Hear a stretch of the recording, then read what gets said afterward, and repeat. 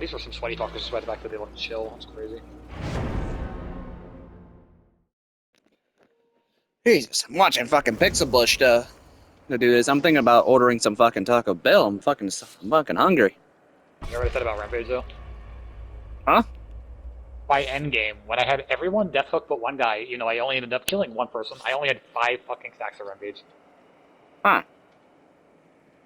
I think that's a prime example of why the frick his ass. I'm sorry, but And how many stacks of Rampage can it go up to be max? 13. Of course. I only broke 5 fucking pallets because they just don't have to use them. You know what I mean? I feel like they should give you like two tokens for each pallet break. Or here's a better idea. Make it so that you get tokens for being stunned, but you can only have a maximum of like 4, but it's always 13%. Yeah. Make it like a coup, but just for like pallet destruction. You know what I mean? Yeah. So wait, what's it supposed to do? Break pallets faster? For each pallet you break, you get 1 token up to 13, which is incremental haste, and then and the haste lasts for 13.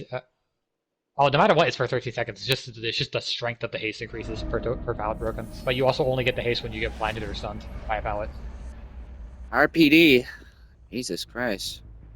The other thing, which I think people would fucking hate, but I think would actually be fair for this perk, even though the top tiers are gonna love it, but I'm sorry, that's always an issue. You can't change that. Make it trigger off of being stun, because Jason can't self-stun. If someone wiggles off your shoulder and you run them down because you have fucking haste, you don't recover any faster, so they still make a distance. You know what I mean? Yeah. Also, I'm sorry, 13 seconds of haste when you have like 3% haste doesn't do fucking anything. It's actually like laughably bad. Also, apparently people already found the description of the anniversary thing. Oh. What the fuck? So, big surprise, grants blood point bonus. Reveals the auras of tables within 16 meters. Survivors start the trial with a morsel in hand, and killers start with maximum poison charges. Interesting. Which means there might be some kind of interactable consumable the survivors naturally have, but they can acquire more, and the killer has the ability to poison them. That's what I would assume. Yeah. Just like with the way everything's worded in that.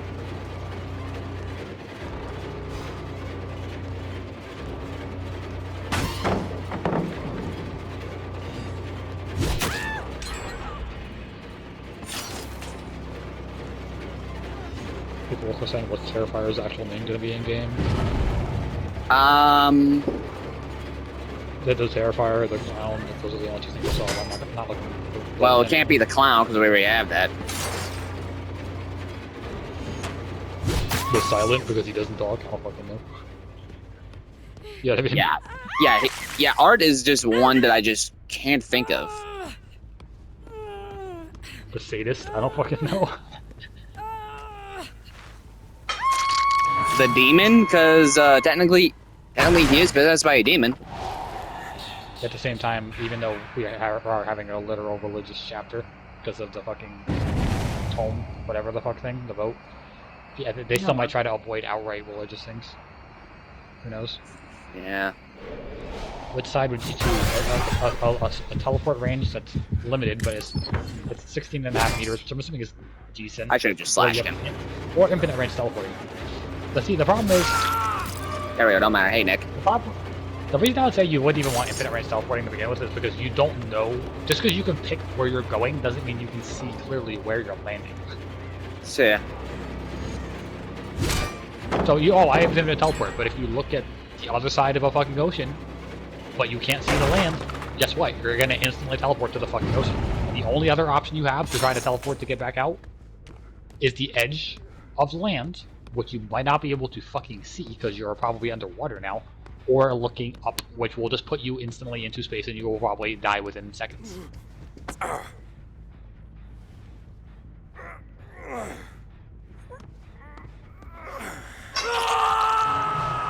So, I'm sorry, it would be better to just take a short distance teleport over a very long distance one, because at least a short distance one, you're always going to know where you're landing. Oh, Jesus Christ, yeah, that's 16.5 meters, that's 54 feet, loser. I'll take a 54 feet teleport, I don't give a shit. That's literally me times, like, that's literally me times over 5. That's like me times 7. Hmm. You know what I mean? Yeah. Like, that's basically a football field. I don't know the actual measurement of a football field, but you get the idea.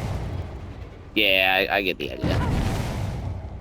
One other thing they should probably do is make it to where adept challenges require you to run at least your 3 perks, but they can still let you use the 4 perks a lot.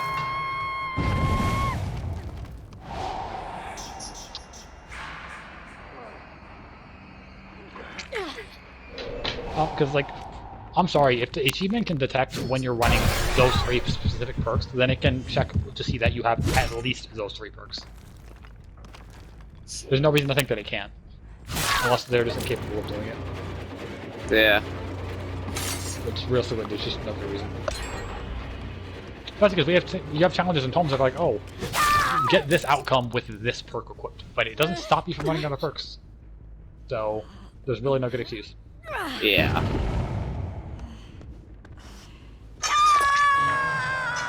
Also, here's the other thing.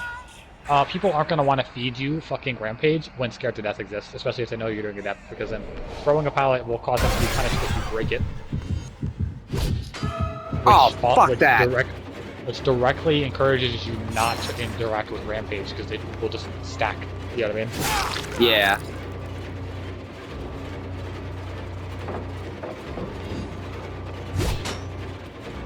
Son of a bitch, Nick. Nick isn't even here, what the fuck? Talking about Nick Cage. Also, I could see a lot of maps being actually very problematic for him, just because of the sheer amount of spots that you can have overlapping teleports. Yeah, definitely. Like, Hawkins is probably going to be a bitch. Because there's been like 2 or 3 times in the last game I played alone, where there's an option for a second story teleport and a first story teleport. I'm looking at the first story. The first story has the fucking silhouette, but it puts me on the second floor. Yeah. I think RPD also will probably be a problem. Honestly, RPD will probably be fine. Because there's so few windows. That actually might be able to not to force the fuck get up on, honestly. Yeah. What the fuck? Why does... As you think about it, if you have to cut someone off going for that very top fucking pallet in main that sucks dick if it gets blocked. And also you can just abuse my hooks, because that's always a thing you can do in RPD, you know what I mean? Yeah.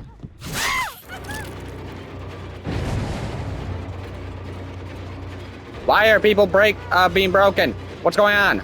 Deliverance?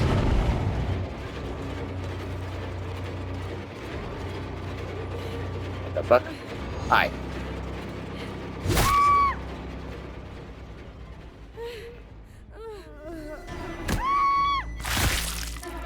It also sucks, I was playing fucking Skull earlier. I'm sure you know a little bit about the game from me talking about it in the past. Skull? I got lucky. Yeah. Skull the Hero Slayer, that's his full name. Oh, yeah. I fucking got a run where I got 2 fucking legendary skulls that were both magic. That were also both just really fun, powerful skulls. And I still fucking lost it towards the end. I lost it actually at the final boss to complete the difficulty I was on. Hmm. Interesting.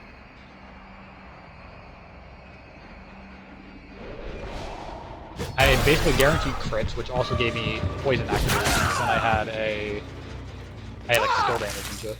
Like my damage was fucking dumb. I was actually doing the dark enemies, which are like, you know, buffed versions of regular elite enemies, up to that section of the game, and I was killing them like insane. These things those things would have like triple the normal health, and I was killing them in like 10 seconds. At like the longest. You know what I mean? Yeah.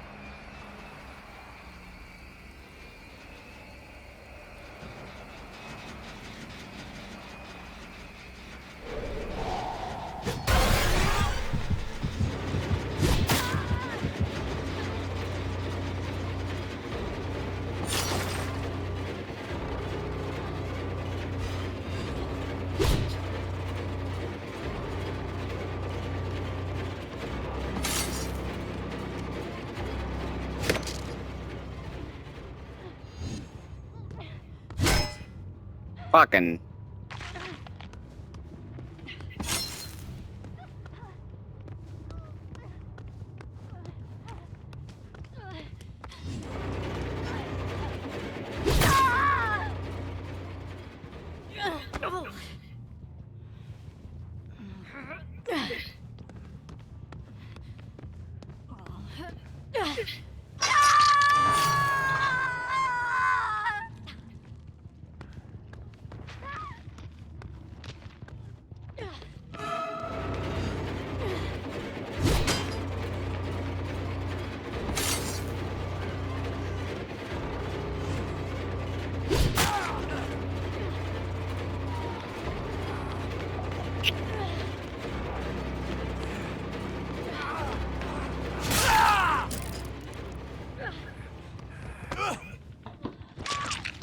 I'm gonna Maury Nicolas Cage.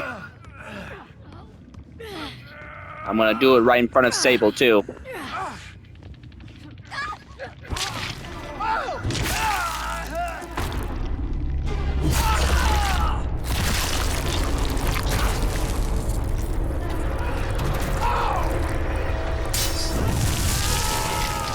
I'm a dumbass. I just typed a reply to her messaging me on fucking Discord into Google Gemini when I'm using that. Oh yeah?